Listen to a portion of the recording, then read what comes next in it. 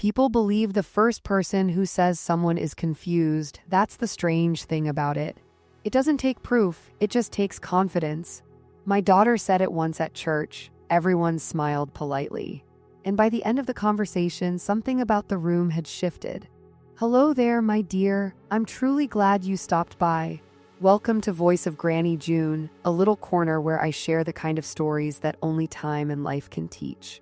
Stories shaped by love, family, mistakes, forgiveness, and the lessons we gather along the way. Now let's go back to where we left off. The first time my daughter said I was confused, she said it with a smile. That's the part people don't notice when something like this begins. The smile.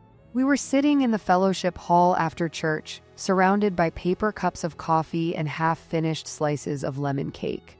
The same folding tables had been there for 20 years. Same women talking about grandchildren.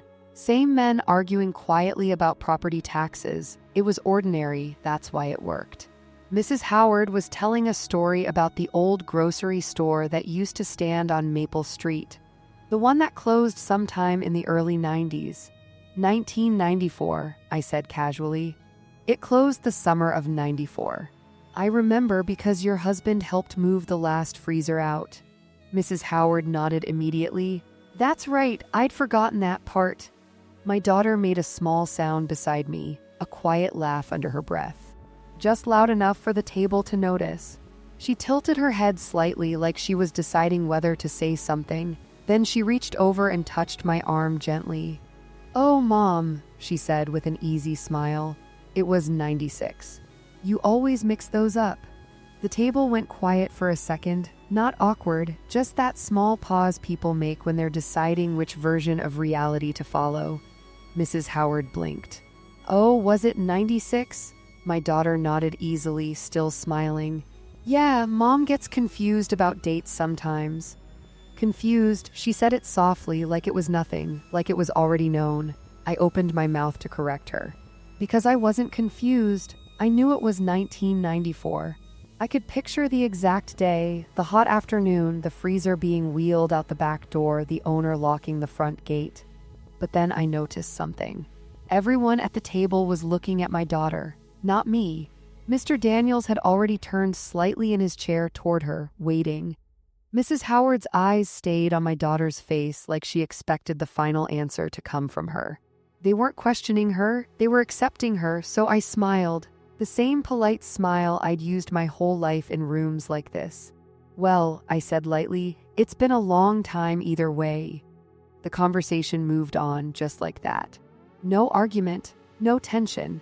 But a few minutes later, Mrs. Howard leaned toward my daughter and asked quietly, "Is your mom doing okay?"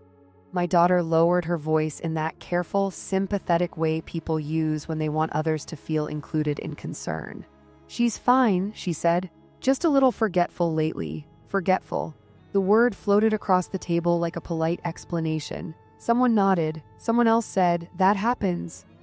I sat there with my coffee cup in my hand, listening to them discuss the natural progression of age like I wasn't part of the conversation.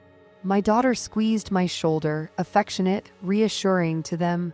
"Don't worry," she said softly. "I keep an eye on her." Everyone smiled. The moment passed. And if that had been the only time it happened, maybe it would have meant nothing. But that afternoon, driving home, something about it kept circling in my mind. Not the correction. People correct each other all the time. It was the ease of it. The way she said the word confused, like she'd already practiced it. Like she expected everyone to believe it. And the strangest part was, the word didn't sound new. It sounded familiar, like something she had said before. When I got home, I walked into the kitchen and opened the small drawer beside the refrigerator where I keep old church bulletins and local newsletters. I pulled out the folded clipping from the Maple Street Gazette. July 18, 1994. Maple Street Market closes after 42 years. I stood there for a moment, holding the paper in my hands.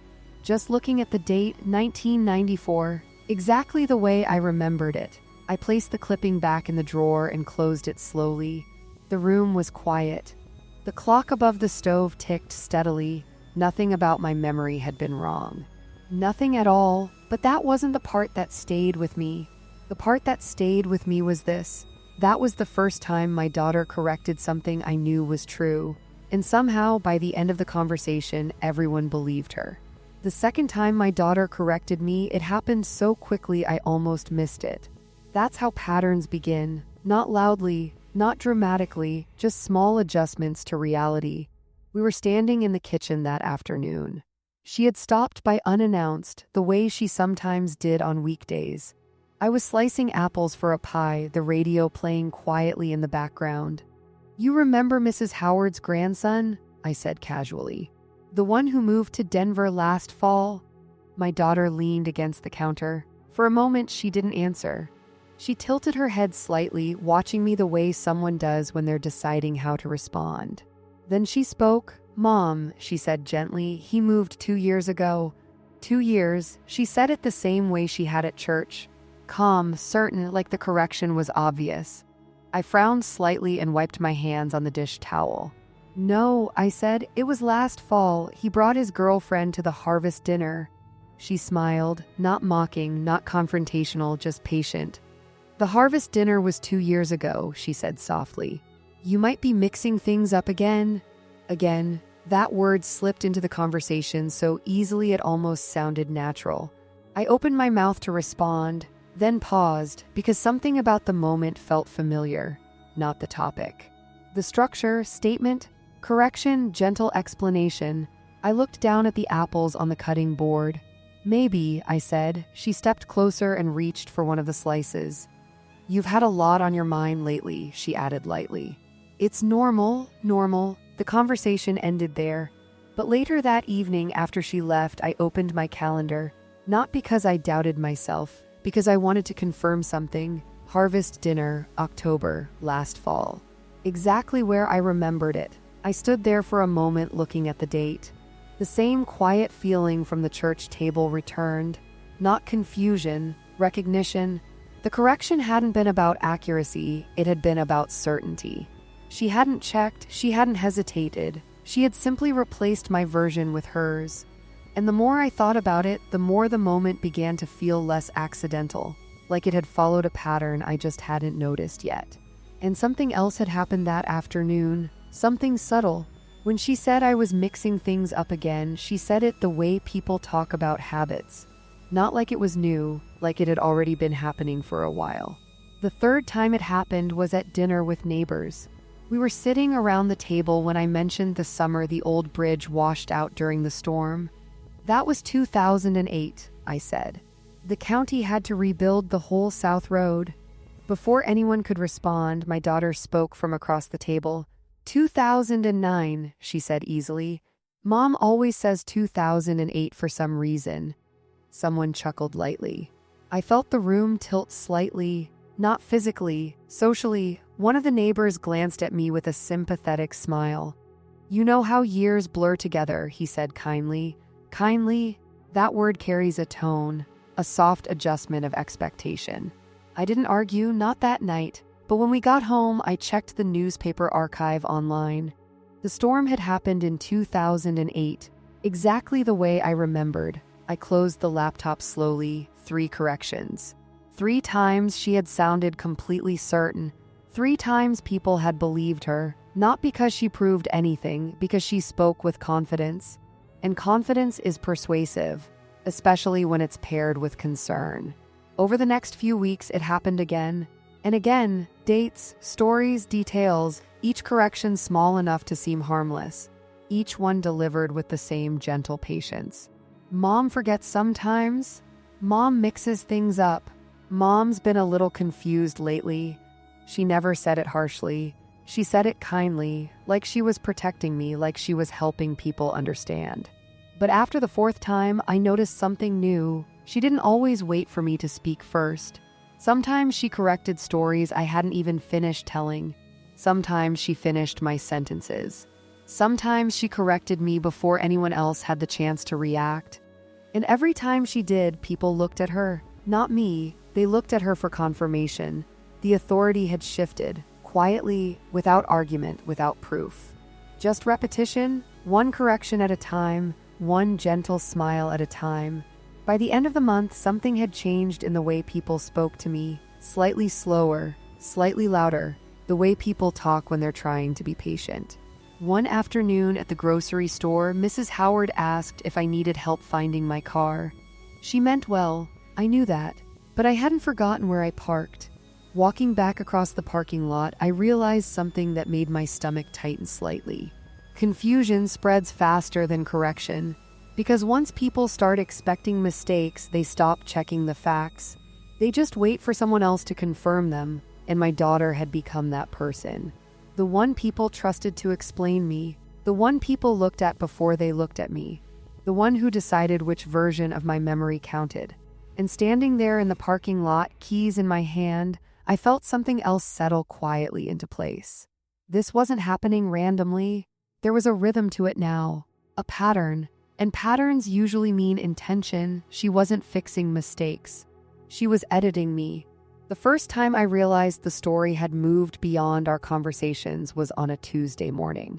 I was watering the small flower bed beside the mailbox when Mrs. Howard walked across the street.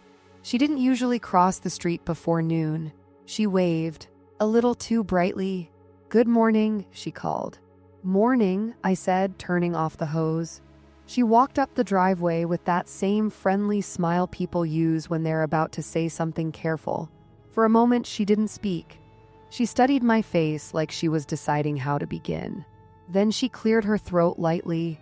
"I just wanted to check in on you," she said. "Check in?" Her smile softened. "Well, your daughter mentioned you've been having a few memory slips lately." There it was again, not confusion, memory slips. A softer version, easier to repeat. I leaned the hose against the house. "I don't remember mentioning that to her," I said calmly. Mrs. Howard hesitated. "Oh no, she didn't say it like that," she replied quickly. "She just said you've had a lot on your mind and sometimes dates get mixed up." Dates, always dates, small details, harmless mistakes, the kind nobody argues about. "That happens to everyone," she added kindly. Kindly.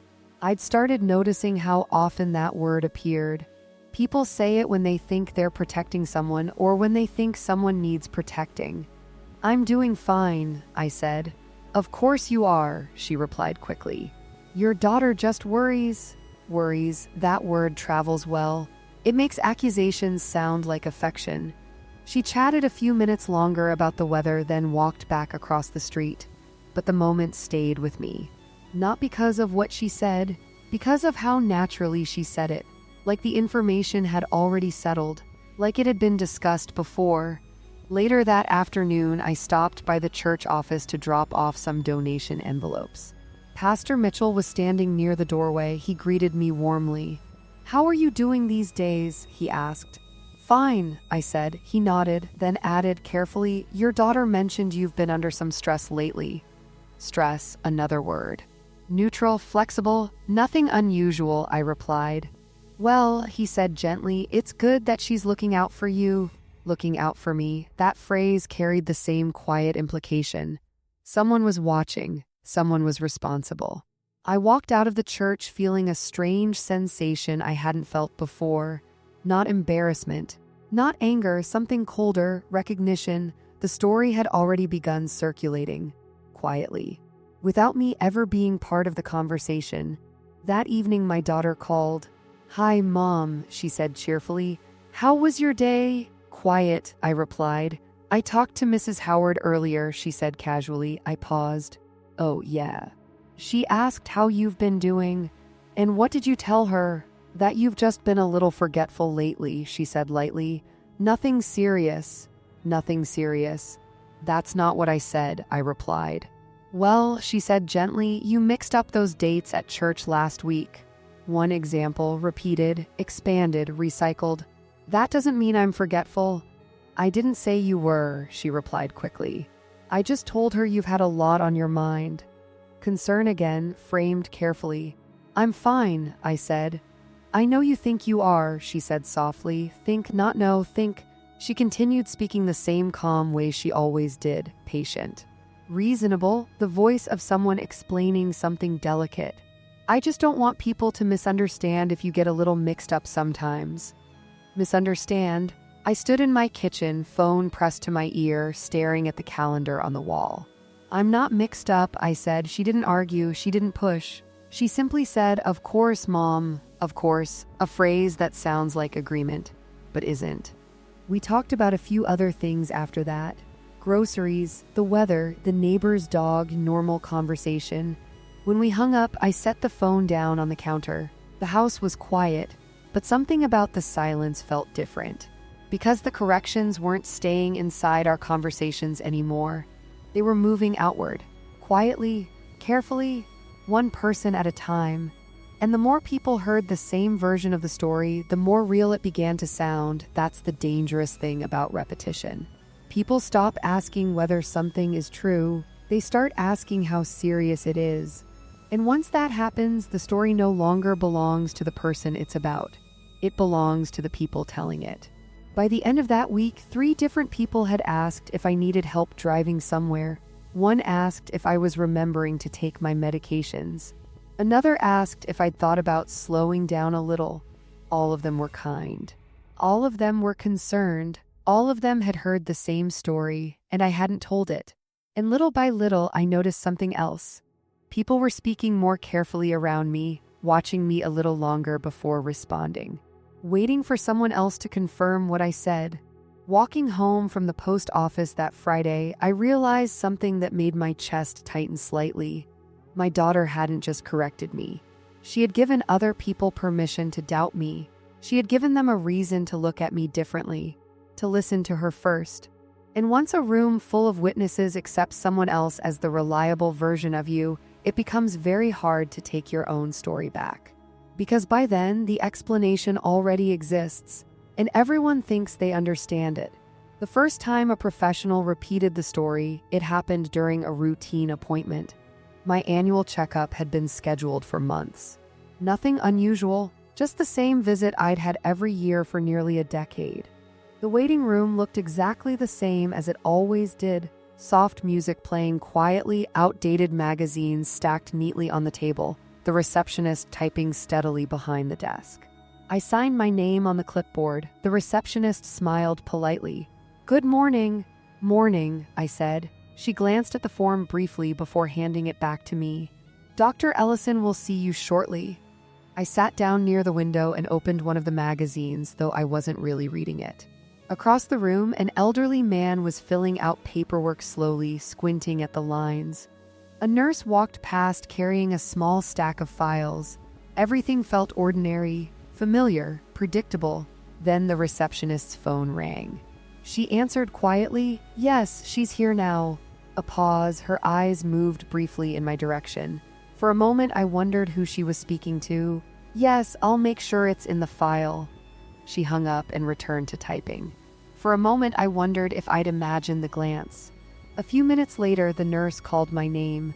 "Mrs. Carter?" I stood and followed her down the hallway. The exam room was the same one I'd been in before. Blood pressure, temperature. The usual routine. "Any changes in medication?" she asked. "No, sleeping well? Fine." She wrote something down on the chart. Then she paused, not long, just long enough to read something more carefully. She flipped one page of the file. Then another. "Doctor will be right in," she said. When she left, I sat alone on the edge of the exam table, looking at the small framed diagrams on the wall. The room smelled faintly of disinfectant. A few minutes later, Dr. Ellison entered. He greeted me warmly. "Good to see you again." "You too," I replied. He picked up the file from the counter and glanced through it. At first, the questions were routine. "How have you been feeling? Any headaches? Any recent falls?" Then he asked something different. "Have you noticed any recent changes in memory?" I looked up. "No," I said. He nodded slowly and made a small note. "Sometimes people notice small things before they become bigger concerns," he said casually. "Forgetting appointments, mixing up dates." Dates. The same word again. I watched his pen move across the page. "Is there a reason you're asking that?" I said. He didn't answer immediately. Instead, he glanced down at the file again as if deciding how to phrase something. Then he looked back up. "Your daughter called earlier this week." There it was, said plainly. "She mentioned you've had a few moments of confusion recently." Confusion. The word sounded different in a doctor's office. He wasn't accusing. He wasn't doubting. He was documenting. I felt the room grow very quiet. What exactly did she say? I asked. Dr. Ellison flipped one page back in the file. Just that you've been mixing up some dates and stories lately, he said. Nothing alarming, she just wanted it noted. Noted, another careful word. Professional, neutral, but once something is written in a medical file, it doesn't disappear easily. I haven't been confused, I said calmly. He nodded. I understand. But his pen kept moving. I just like to ask a few extra questions when family members raise concerns, he explained. Family members, concerns, every word carefully chosen. How many words can you recall if I give you 3? He asked. 3, I repeated. Just a quick memory check, he said kindly. Kindly. The same tone I'd been hearing everywhere lately. He gave me 3 simple words. I repeated them back easily. Then we continued the rest of the appointment. Blood pressure, heart rate, reflexes, everything normal.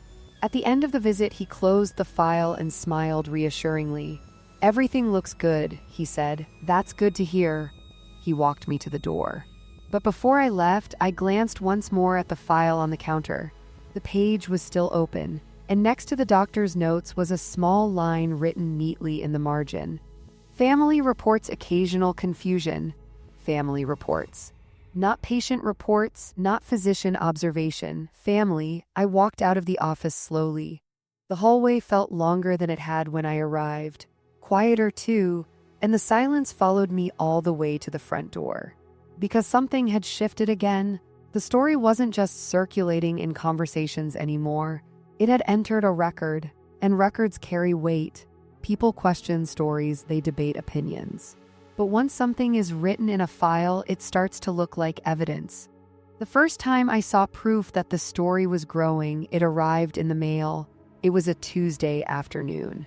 I had just come back from the grocery store and was sorting through the usual stack of envelopes on the kitchen counter.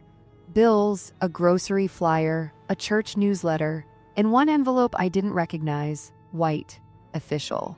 The return address printed neatly in the corner. Hawthorne Family Law. For a moment, I assumed it had been delivered to the wrong house. That happens sometimes in our neighborhood. I turned the envelope over in my hands. My name was printed clearly across the front. Mrs. Alina Carter, no mistake, just my name. For a moment, I stood there holding it, feeling a small sense of hesitation I couldn't quite explain. Legal envelopes rarely arrive without a reason. I slid my finger carefully under the seal and opened it. Inside was a single sheet of paper, typed, formal, precise. I read the first sentence once, then again. And as the words settled in, I felt a quiet stillness move through my chest. Notice of concern regarding cognitive capacity. I stood very still in the kitchen. The refrigerator hummed quietly behind me. Outside, a car passed slowly down the street. I kept reading. The letter stated that concerns had been raised about my recent confusion regarding dates, events, and personal decisions. Concerns raised by family members.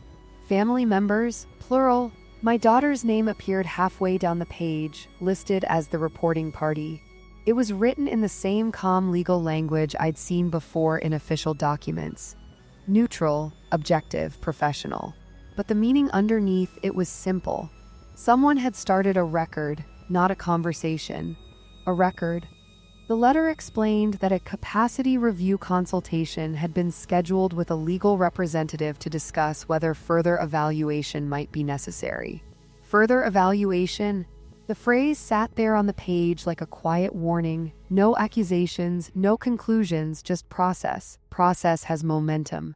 Once it begins, it rarely stops on its own. I folded the letter slowly and placed it back inside the envelope. Then I walked to the small desk in the living room where I keep household paperwork. For years, I'd kept everything organized there. Insurance documents, property taxes, medical records. I opened the top drawer and removed the folder labeled medical. Inside were the notes from my appointment with Dr. Ellison, routine checkup, normal results, and one additional line. Family reports occasional confusion.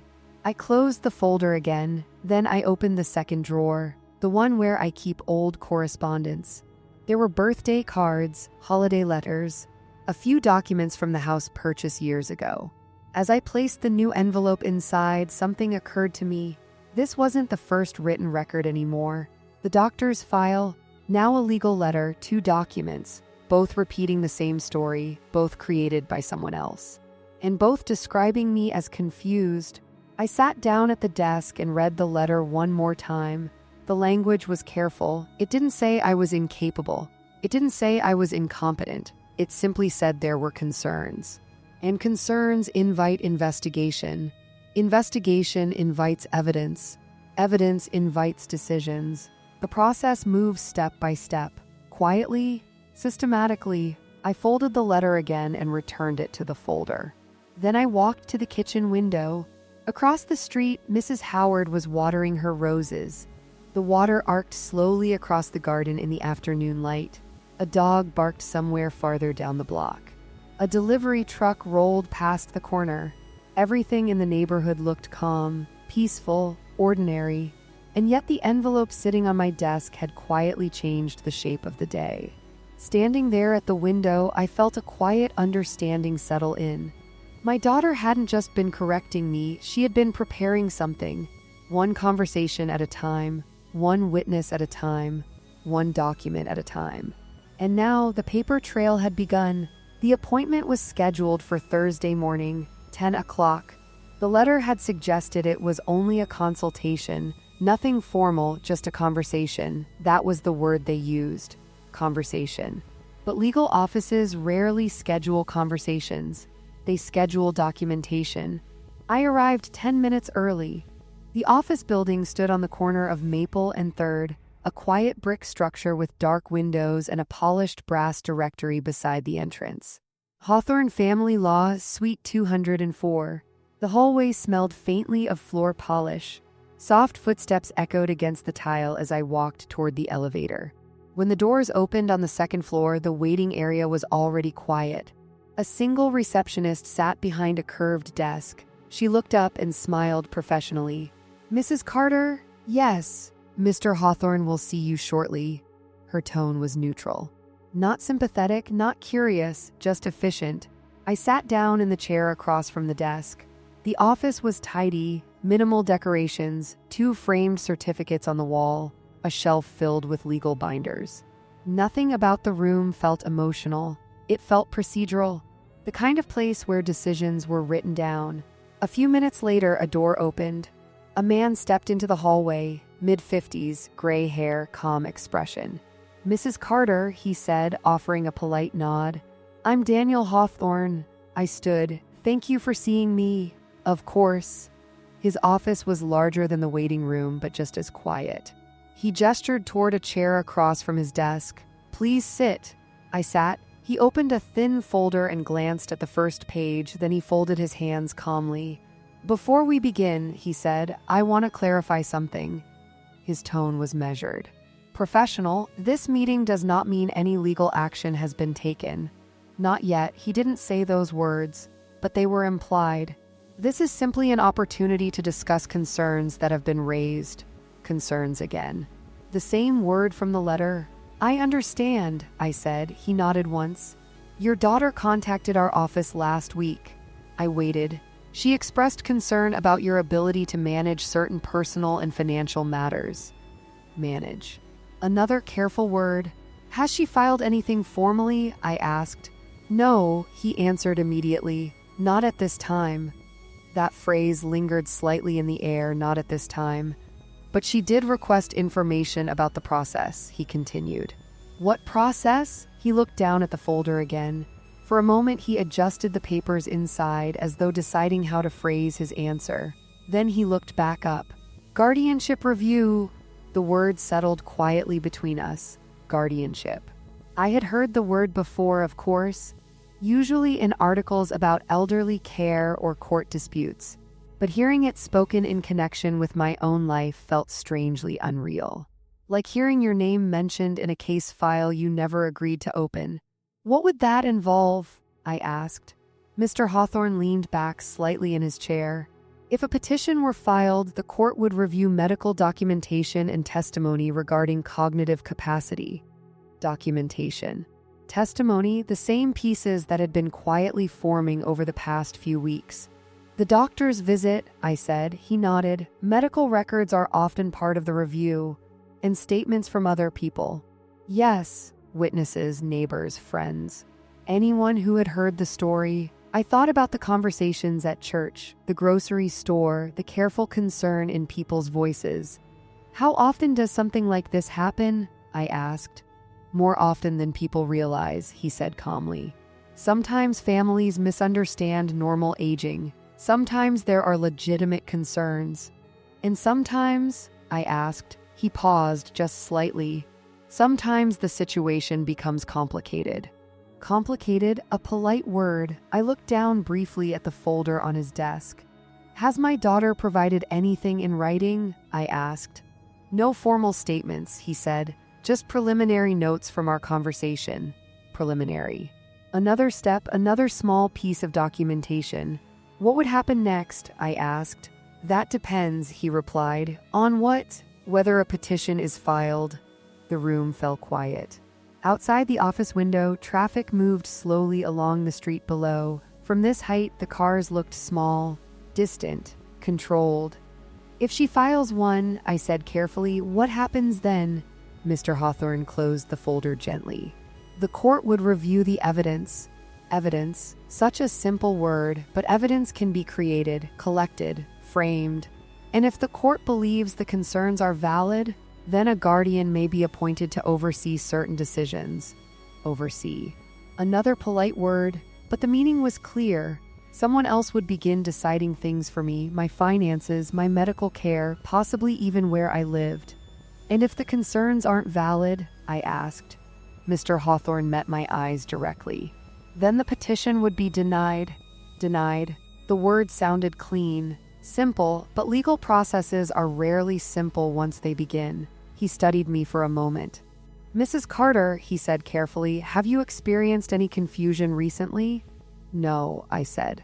He nodded slowly, then he asked a few questions, routine ones, dates, recent events, names. I answered easily. He wrote a few notes in the folder, then he closed it. For now, he said, this remains only a consultation. Only. Another careful word. But it's good that you came in, he added. Why? Because it means you're aware of the situation. Aware, yes, I was very aware now. I stood to leave. Mr. Hawthorne walked me to the door. If anything changes, he said, please contact the office. I will. When I stepped back into the hallway, the building felt quieter than before. A printer hummed somewhere down the corridor. A door closed softly in another office. The whole place moved at the same slow, deliberate pace as paperwork itself. In walking toward the elevator, I realized something that made the entire situation clearer than it had been before. My daughter hadn't filed anything yet, but she had been gathering the pieces. Witnesses, records, notes, concern, and once enough pieces exist, someone eventually decides to assemble them. The next time I heard the story repeated, it wasn't from my daughter, it was from the bank. I had gone in to deposit a check from the insurance company. A small reimbursement for roof repairs after the last storm. Nothing complicated, just routine. The bank lobby was quiet that morning, 2 tellers working behind the counter. A few customers waiting in line. I stepped forward when it was my turn. Good morning, the teller said. She looked familiar. I'd seen her there for years. Morning, I replied, sliding the check across the counter. She glanced down at the name. Then back up at me. For a moment, she didn't say anything. Her eyes shifted briefly to the screen in front of her and her fingers tapped lightly on the keyboard. She read something. Then she looked at me again. Mrs. Carter, she said carefully. Yes, she looked once more at the computer screen, then back at me. I just need to confirm something. Of course. She leaned a little closer. Your daughter mentioned she might be helping you manage some of your finances now. The words landed quietly. Helping, managing, the same gentle language, but now it had reached the bank. I kept my voice calm. I'm still managing them myself. Oh, of course, she said quickly. I just saw a note here. A note, another record. Another place where the story had been written down before I even walked through the door. For a brief moment, I wondered how many places that note might appear before I ever saw it. "From when?" I asked. She tapped the keyboard lightly. "Earlier this week." Earlier this week. The same week as the lawyer consultation, the same week as the letter. "I see," I said. She cleared her throat. "If your daughter does plan to assist with anything in the future, we just need the proper authorization forms." Authorization. Paperwork again? Everything in this situation seemed to lead back to paperwork. "That won't be necessary," I said. "Of course," she replied politely, but the small moment of hesitation remained in the air, like a question that had already been answered somewhere else. She finished depositing the check and handed me the receipt. "Have a nice day," she said. "You too." As I turned to leave, I noticed something else. The manager was standing near the glass office in the corner, watching the counter, watching me, not suspicious, just attentive. The same kind of attention I had been noticing everywhere lately. Measured, careful. Outside, the afternoon sun felt warmer than the lobby had. Cars moved slowly through the parking lot, and someone was loading groceries into the trunk of their car near the curb. Everything looked ordinary. The kind of quiet moment that happens in any parking lot on any afternoon. But the realization followed me all the way to my car. The story had moved again, from neighbors to the doctor to a lawyer, and now the bank. Every step looked harmless on its own. Concern, documentation, preparation. But taken together, they formed something else, a network, a quiet system of people who had already heard the same explanation, that I was confused, that I might need help, that someone else might need to step in. And the more places that story reached, the easier it would become to prove. Because by then, the concern wouldn't look new anymore. It would look established. Standing beside my car, I thought about the conversation with Mr. Hawthorne. He had said something that sounded simple at the time. Evidence can be collected, framed, presented, and suddenly I understood something else. My daughter hadn't been telling one story, she had been telling the same story to many different people. One conversation at a time, one note at a time, one record at a time. And once enough records exist, the story starts to look less like a rumor and more like a case. The next shift in the story didn't happen in an office. It happened on my own street. Saturday mornings in our neighborhood are usually quiet. People mow their lawns, wash their cars, walk their dogs. The same small routines repeated week after week. That morning, I was trimming the hedge along the front walkway. The clippers made a steady rhythm, snip, snip, snip. Across the street, Mr. Daniels was washing his truck. We had been neighbors for nearly 15 years. We weren't close friends, but we spoke often enough. He waved when he noticed me. "Morning, Aliner, morning." For a few minutes, we worked quietly. Just the sound of water spraying across his driveway and the hedge clippers in my hands. Then he shut off the hose and walked toward the edge of the street. For a moment, he stood there looking at the hedge I was trimming. Not the hedge exactly, me. His expression wasn't unfriendly, just careful. He opened his mouth as if to say something, then paused. His hand rested on the fence post while he seemed to reconsider his words. Finally, he spoke. "Your daughter stopped by earlier this week." The clippers paused in my hands.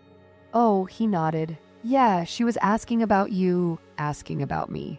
I set the clippers down on the walkway. "What exactly did she ask?" He rubbed the back of his neck. "Well, she was just checking if we'd noticed anything unusual lately." Unusual, a broad word, flexible, easy to interpret. "Unusual how?" I asked. Mr. Daniels hesitated. For a moment, his eyes drifted toward the street, then back to me. "Just if you'd seemed forgetful." Forgetful again. The same word, passed from person to person like a quiet message. "And what did you tell her?" I asked. "That you seem fine," he said quickly. Then he added almost apologetically, "But she said sometimes these things start small." Start small. I felt something tighten slightly in my chest, not fear. Recognition, because by now the pattern was becoming unmistakable. She also asked if we'd noticed you driving much lately. Driving, another detail, another piece of information someone might collect. "And what did you say to that?" I asked. "That you drive to the grocery store every week," he replied. "That's true," he nodded. For a moment, neither of us spoke. The quiet between houses felt heavier than usual. Then he said something else. "She seemed worried." Worried. That word again, always framed as concern, never accusation. Concern travels farther. People repeat it more easily. "Did she say why she was asking?" I said. Mr. Daniels shrugged slightly. "She just said she was trying to keep an eye on things." Keep an eye on things, the same phrase I had heard before, from the church table, from the doctor's office, from the bank. I picked up the clippers again, though I wasn't trimming anything. Mr. Daniels watched me for a moment, then he spoke more quietly. "You know, if you ever need help with anything, you can ask." Kind, sincere, and based on a story I hadn't told. "I appreciate that," I said. He nodded once and walked back toward his driveway. The truck engine started a moment later. I stood there holding the clippers, staring at the hedge without really seeing it. Across the street, a curtain shifted slightly in Mrs. Howard's front window. Down the block, someone slowed their car briefly before continuing toward the corner. The neighborhood looked calm, but it no longer felt private. Standing in my yard, I suddenly understood the next step in the pattern. First, she told the story, then she repeated it. Then she placed it in records. Now she was gathering witnesses, not accusations, just observations, neighbors, friends. People who might eventually say, "Yes, we noticed that too." Because by then, the idea would already be planted. And once enough people start looking for proof, someone eventually finds it, even if it was never there to begin with. The next step in the story didn't come from a stranger. It came from someone who had known me for years. I was leaving the church one Wednesday afternoon after helping sort donation boxes for the food pantry. The fellowship hall was nearly empty. A few volunteers were stacking chairs. The smell of coffee still lingered in the air. I was gathering my coat when Pastor Mitchell approached me. "Eleanor," he said gently. Yes, he smiled the same way he always did. Warm, kind, but something about his expression felt slightly more careful than usual. "Do you have a minute to talk?" "Of course." He gestured toward one of the small meeting rooms beside the office. We stepped inside. The room was simple. 2 chairs, a small table, a narrow window that looked out toward the parking lot. For a moment he didn't speak. He closed the door quietly behind us and folded his hands in front of him. Then he took a seat. I sat across from him. The silence lingered just long enough to feel deliberate. He looked down at the table briefly, adjusting his hands as if deciding how to begin. Finally, he spoke. "Your daughter stopped by the church yesterday." There it was again. Another visit, another conversation I hadn't been part of. "What did she want?" I asked. He chose his words carefully. "She asked if we had noticed any changes in you lately." Changes, another flexible word, easy to interpret. "And what did you tell her?" I asked. "That you've been volunteering here for years without any problems," he said. His answer was steady, but his eyes studied me for a moment longer than usual. Then he continued. "She also asked whether you've seemed distracted." Distracted, not confused this time, just a softer variation. "And have I?" I asked calmly. "No," he said immediately. Then he added, "But she seemed concerned." Concern again, always concern, never accusation. He leaned forward slightly. "She mentioned the doctor had been asking questions about memory." The doctor, the file, the note, the same pieces connecting again. I nodded slowly. "Yes, he asked a few routine questions during my appointment." Pastor Mitchell watched me carefully. "I just want to make sure you're doing all right," he said. "I am." "I believe you," he replied. But there was a pause after the words, not doubt, not quite, just uncertainty. Because once people hear the same story from enough places, they begin to look for confirmation, even when they don't mean to. "She also mentioned a legal consultation," he said quietly. "The lawyer." So that part had traveled too. "Yes," I said, "I spoke to someone about it. And it was only a consultation."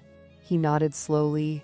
Then he said something that stayed with me long after I left that room. You know, he said gently, sometimes families worry before anything serious is happening. Sometimes, another careful word. And sometimes, he added, those worries can grow if people don't understand the full picture. The full picture. I looked at the small window beside the table. Through it, I could see the church parking lot. A few cars parked under the trees, quiet, peaceful, nothing about the scene suggested conflict. But the conversation inside the room had already shifted the ground slightly beneath it. For a moment, I considered letting the conversation end there. It would have been easier. But something in me wanted to hear the answer clearly. So I looked back at him. "Do you believe I'm confused?" I asked him. The question seemed to catch him off guard. He hesitated, not long, just long enough to choose his answer carefully. "No," he said, but then he added something else. "I do think people are starting to ask questions." Questions, the same word Mr. Daniels had used, the same word that changes how people observe you. Because once questions begin, people start watching, looking for signs, looking for proof. We spoke a little longer after that. About the food pantry, about church events, normal things, but the tone of the conversation had shifted. When I left the church that afternoon, the parking lot felt different somehow. Not hostile, just observant. A car idled near the far end of the lot, and someone inside seemed to be watching the entrance before slowly pulling away. Standing beside my car, keys in my hand, I realized something that hadn't been obvious before. The story wasn't spreading randomly. It was moving carefully, from neighbors to professionals to institutions, and now to the people who had known me the longest, the people whose opinions carried the most weight.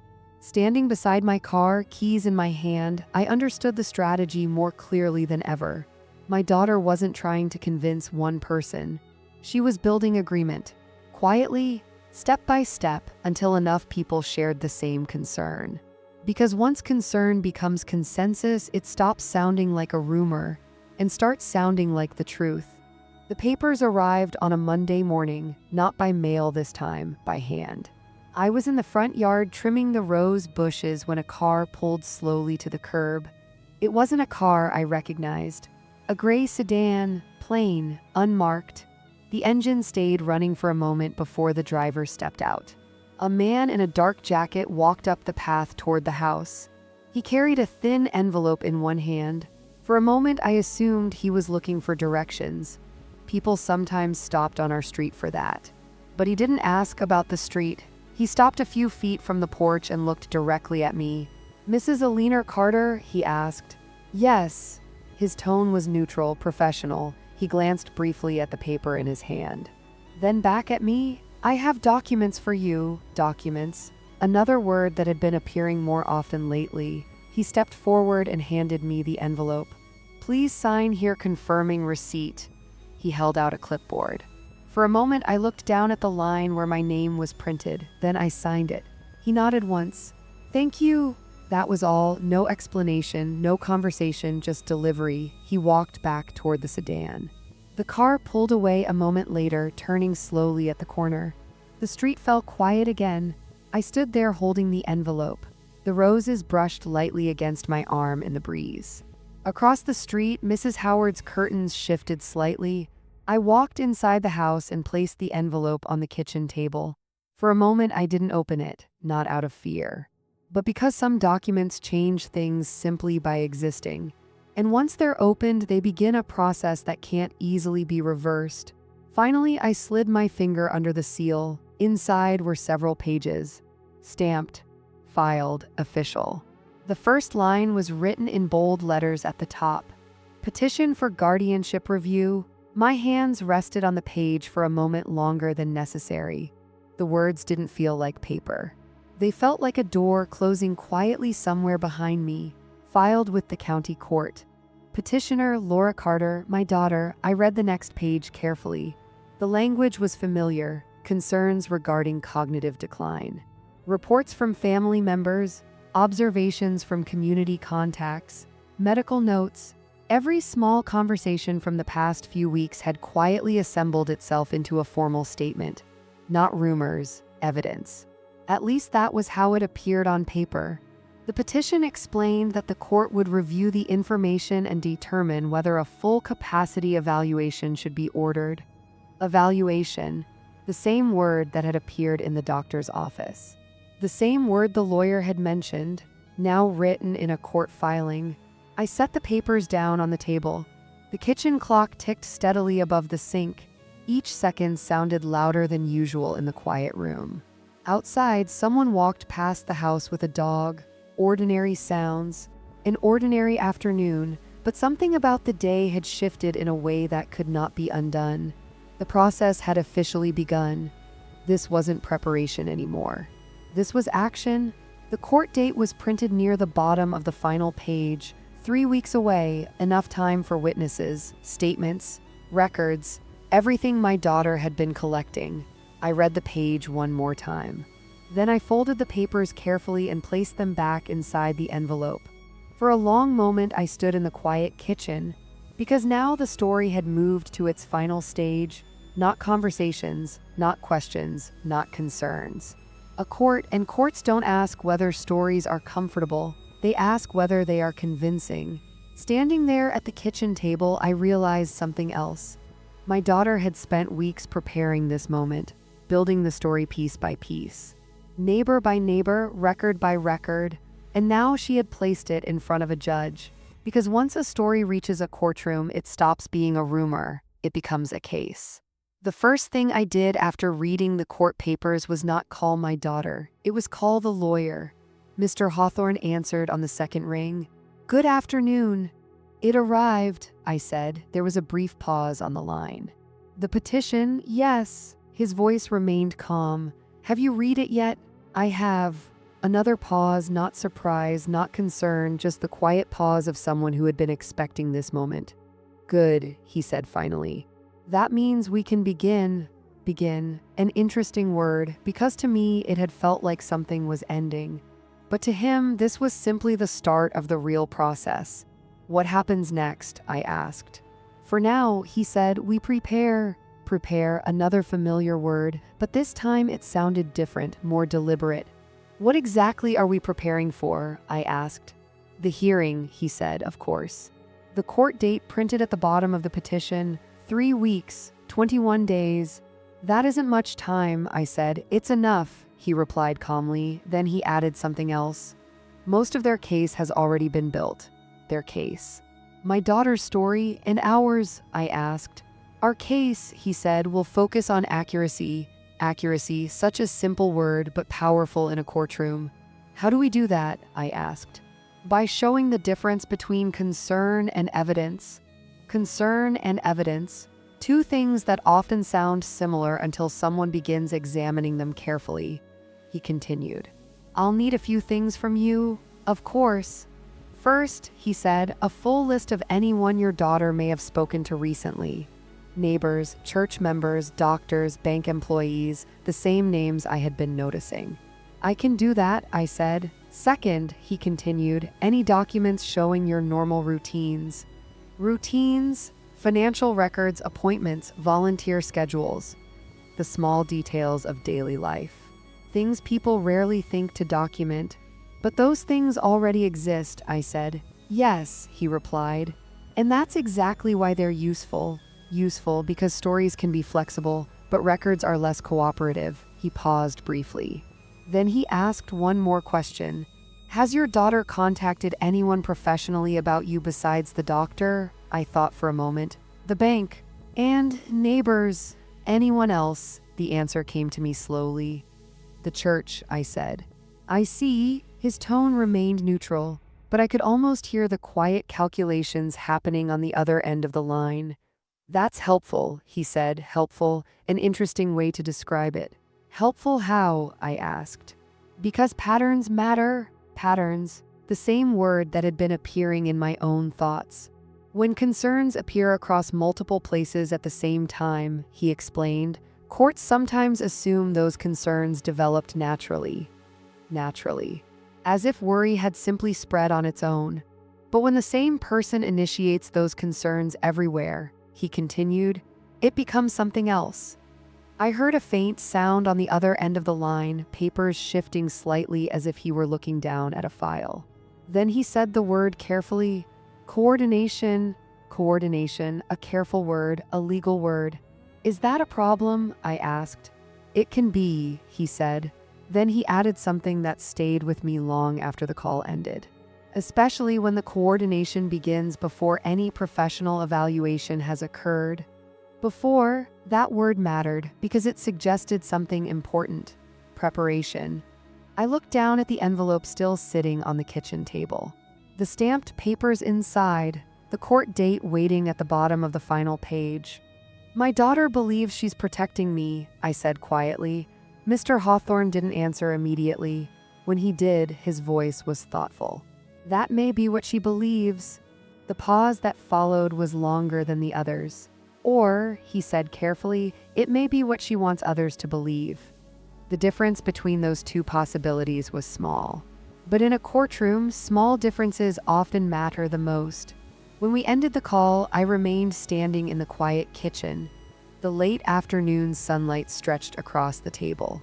The envelope still lay there, the court seal faintly visible through the paper. Nothing about the room had changed. But the story had shifted again. Because now it wasn't just my daughter building a case.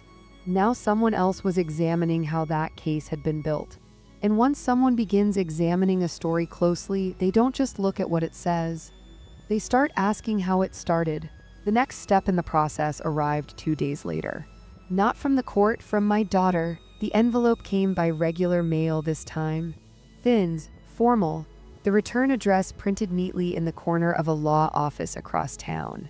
I brought it inside and set it on the kitchen table beside the first envelope. For a moment, I looked at the two of them together, one thick with court documents, the other still sealed. It was strange how quickly paper could accumulate when a story moved into the legal system. Every step left a record, every record added weight. I opened the envelope carefully. Inside was a single letter. Attached to it were several additional pages. At the top of the letter were the words, "Notice of supporting witnesses, witnesses." The word sat heavily on the page. I read the list slowly. The first name was familiar, Mrs. Howard, across the street. My hands rested on the page for a moment. Of course it would start with her, the same woman whose curtains moved every time something unusual happened on the block. The next name appeared just below it, Thomas Daniels, Mr. Daniels. The man washing his truck on Saturday morning, the same neighbor who had told me about my daughter's questions. My eyes moved down the page, Pastor Mitchell. The quiet meeting in the church office suddenly took on a different meaning. Each name carried a memory, a conversation, a moment where someone had spoken carefully, where concern had been mentioned, where a small observation had been shared, and now those moments had been turned into testimony. Not accusations. Just statements, observations, the kind that sound reasonable when written in a list. I continued reading. The bank employee, the receptionist from the doctor's office, people who had only spoken to me briefly, people who had only seen small pieces of my life, yet somehow their names now appeared on a formal document. Witnesses. I set the pages down on the table and stared at them for a long moment. Because this was the part my lawyer had warned me about. Stories become stronger when multiple people repeat them, even if those people never intended to accuse anyone, even if they were simply answering questions. The list continued onto the second page. 6 names, 7, 8, each one another voice my daughter believed would support her story. Another person who might say something simple in court, something like, "Yes, she seemed forgetful that day," or "I noticed she repeated herself once." Small details, but small details accumulate, especially when they are presented together. I leaned back in the kitchen chair and folded my hands on the table. Outside, the afternoon sun stretched across the yard. Children were riding bicycles somewhere down the block. Normal sounds. Ordinary life continuing exactly as it always had. But the papers in front of me were slowly building a different version of that life, one that suggested confusion, fragility, concern. I picked up the witness list again and read it more carefully, not looking for the names this time, looking for the order because the order revealed something else. Neighbors first, then community members, then professionals. The same sequence I had already experienced, the same pattern that had unfolded over the past few weeks. My daughter hadn't simply gathered opinions, she had organized them, layer by layer, until the story sounded consistent. I turned to the final page. At the bottom was a short note from her attorney. Additional witnesses may be added as the hearing date approaches. More names, more voices, more confirmation. For a moment, I looked toward the envelope from Mr. Hawthorne still resting near the edge of the table. The lawyer had told me that patterns mattered. That coordination could change how a case was viewed. Now I understood exactly what he meant, because this wasn't just a list of people. It wasn't just paperwork. It was a map of every place my daughter had gone to plant her story. And seeing it all written down in one place made something very clear. She hadn't been hoping people would agree with her. She had been making sure they would. The witness list stayed on the kitchen table for most of the afternoon. I didn't move it, didn't fold it back into the envelope. Sometimes documents reveal more when you leave them in front of you. The sunlight moved slowly across the paper as the day passed. By evening, it had reached the bottom of the final page where the last name was printed. 8 witnesses, 8 people who had spoken carefully about me, 8 voices that might soon be repeated inside a courtroom. I read the list again, not with surprise this time, with attention, because once something becomes part of a legal process, every detail matters, every name, every conversation, every small moment someone might remember differently. A soft metallic click sounded near the front door, then the quiet slide of paper across the floor. I turned slightly. Another envelope had slipped through the mail slot, thin, white, official. I walked over and picked it up. The return address was familiar, Hawthorne Legal Services.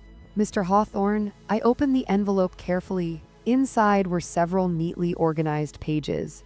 The first page had a single heading, Preparation Notes Guardianship Hearing. Preparation, that word again, but this time the meaning was different. This wasn't preparation for their case. This was preparation for mine. I sat down at the table and began reading. The first section was simple. Timeline, a list of dates. Doctor's appointment, bank visit, church meeting, neighbor conversations. Each event written clearly, each moment placed in order. Looking at it that way made something obvious. None of those events had happened randomly. They had followed each other closely, one after another, questions appearing everywhere within the same 2 weeks. The next page contained another heading, Witness Context. Underneath it were the same names from my daughter's list. Mrs. Howard, Thomas Daniels, Pastor Mitchell, but beside each name was a short note, not accusations, just context. Mrs. Howard spoke after daughter visit. Thomas Daniels, conversation initiated by daughter. Pastor Mitchell, church office meeting requested by daughter. Patterns, the same word again. Mr. Hawthorne had been studying them carefully. I turned to the final page. This one was different. At the top was a short sentence. Key question for hearing. Underneath it was a single line. When did the concerns begin? Such a simple question, but a powerful one. Because if concerns appear suddenly, courts often want to know why. I read the sentence again. Then I looked back at the witness list still lying open beside it. 2 sets of papers, 2 versions of the same story, one describing concern, the other examining how that concern had appeared. The kitchen was quiet again. Outside, evening had begun settling across the street. Lights turned on in the houses one by one, normal routines, people finishing their day, but on the table in front of me something else was happening. A strategy, careful, patient, precise. My daughter had spent weeks building her case, gathering voices, creating agreement, but Mr. Hawthorne had been doing something different. He had been studying how that agreement had formed. Courts pay attention to patterns. And patterns raise another question, not whether the story sounds convincing, but whether it was planned. The courtroom was smaller than I expected, not the kind of large room people imagine when they think of trials. Just a quiet chamber with rows of wooden benches, a raised desk for the judge, and a long table for the attorneys. The kind of room designed for careful conversations rather than dramatic ones. Mr. Hawthorne met me in the hallway outside. "Good morning, Mrs. Carter." "Good morning."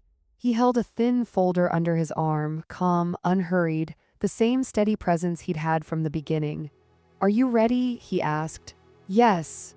That answer surprised me slightly, but it was true. Because by the time a story reaches a courtroom, there is nothing left to prepare, only to present. We stepped inside together. My daughter was already there. She sat at the opposite table beside her attorney. When she saw me enter, she gave a small, sympathetic smile. The same expression she had used with neighbors, with the doctor, with the church. Concern, always concern, but something about her posture looked different today, more rigid, less certain. Perhaps courtrooms have that effect on people. They make stories feel heavier, more permanent. The judge entered a moment later. Everyone stood, then we sat again. The hearing began quietly, no dramatic speeches, just careful questions. My daughter's attorney spoke first. He explained the petition, the concerns, the conversations people had reported. Then the witnesses were called one by one. Mrs. Howard spoke first. She described the conversation my daughter had with her on the sidewalk. "She seemed worried," Mrs. Howard said, and Mrs. Carter did repeat a story once. Small observations, the same kind that had been written on the witness list. Mr. Daniels spoke next, then Pastor Mitchell, each one repeating small moments, small details, nothing cruel, nothing aggressive, just concern, but concern repeated enough times begins to sound like certainty. I listened quietly. Mr. Hawthorne took occasional notes. When the final witness finished, the judge looked toward our table. "Mr. Hawthorne," he stood slowly, "Your Honor, we would like to address the timeline of these concerns." Timeline. The same word from his preparation notes. He walked to the center of the room and opened the folder. Each witness described conversations initiated by the petitioner. He spoke calmly, precisely. Neighbors were approached during the same week. He turned a page. The church meeting was requested by the petitioner. Another page. The doctor received a call before any evaluation occurred. The courtroom remained quiet, because now the story was being examined from a different direction. Mr. Hawthorne continued, "When concerns appear naturally, they usually develop gradually." He looked briefly toward the witness bench. "But in this case, every concern appears after direct contact from the petitioner." The word hung in the air. Petitioner, my daughter. He turned toward the judge. "So the central question becomes very simple." He paused, just long enough for the silence to deepen. "Did these concerns develop independently?" Another pause. "Or were they introduced?" Across the room, my daughter shifted slightly in her chair, leaning toward her attorney as if whispering something under her breath. The courtroom remained completely still, because that question changed everything. It didn't accuse anyone directly, but it suggested something far more serious: planning, coordination. The judge looked down at the documents on the desk, turning one page slowly before lifting his eyes back toward the attorneys. No one spoke for several seconds, long enough for the room to feel heavier than before, because stories are powerful. But stories become fragile when someone begins asking how they were built. The courtroom stayed quiet after Mr. Hawthorne finished speaking. No one rushed to fill the silence. The judge sat at the bench, reading through the documents again. One page, then another. The soft sound of paper turning echoed lightly in the room. My daughter's attorney leaned toward her, whispering something quietly. She nodded once, but the confident posture she had carried into the room was gone. Concern had been easy to perform in conversations. It was harder to perform under examination. Finally, the judge set the papers down. He looked first toward my daughter's attorney. "Do you wish to respond?" The attorney stood. "Yes, Your Honor." His voice was steady, but shorter now, more careful. "The petitioner's concern comes from a place of care," he said. "Family members often notice changes before others do." A reasonable argument. One that sounded compassionate. The judge listened without interrupting. Then he asked a simple question. When did the concerns first arise? The same question Mr. Hawthorne had written on his preparation notes. The attorney glanced briefly toward my daughter, then answered, "Several weeks ago." The judge looked down at the timeline again. "Several weeks ago," he repeated. He tapped the papers lightly. Immediately following direct conversations initiated by the petitioner. The room fell silent again because the timeline no longer looked accidental. It looked arranged. The judge leaned back slightly in his chair. "Concern alone does not establish incapacity," he said. His voice was calm, measured. "The court must rely on evidence." Evidence. The word carried more weight in that room than any story. He turned a page, then another. Finally, he looked up. "At this time, the court finds no sufficient basis to proceed with a guardianship order." The sentence settled quietly into the room. No dramatic reaction, no raised voices, just a decision, clear, final. The judge closed the folder. "This matter is dismissed." For a moment I realized I had been holding my breath. Then it left slowly, the tension in my hands loosening against the edge of the table. People began standing slowly. Papers were gathered, chairs shifted. The quiet movements of a room returning to ordinary life. Mr. Hawthorne placed a hand lightly on the folder in front of him. "Well done," he said quietly. I nodded. Across the room, my daughter stood beside her attorney. For a moment, she looked as if she might come toward me, then she stopped. Perhaps she understood something had changed. Not just the case, the story itself, because stories can spread quickly, through neighbors, through churches, through offices and records. But stories can also unravel when someone begins asking the right questions. Outside the courthouse, the afternoon air felt lighter than it had that morning. People walked along the sidewalk. Cars moved slowly through the intersection, ordinary life continuing again. I paused at the bottom of the courthouse steps. The sunlight warmed the stone beneath my feet. Behind me, the courtroom doors closed quietly. And for the first time in weeks, the story about me no longer belonged to anyone else. Before you go, my dear, let me say this. If you stayed with me until the very end, then this story meant something to you. And that tells me you weren't just watching, you were listening with your heart. If it touched you in any way, please take a moment to like this video and share your thoughts in the comments. I read them, and your words mean more to me than you know. This little space we have here is more than just stories. It's a place where we share the lessons life teaches us quietly, and there are many more waiting to be told. So if you'd like to sit with me again, make sure you subscribe and stay close.